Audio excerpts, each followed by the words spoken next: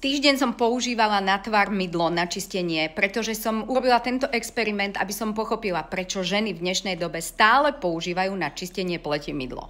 Ten týždeň bol hrozný. Popísala som vám to v príspevku v predchádzajúcom, ale viete, čo sa udialo potom, keď som sa zase normálne začala starať o pleť. A preto hovorím, že normálne, lebo to nie je nič výnimočné.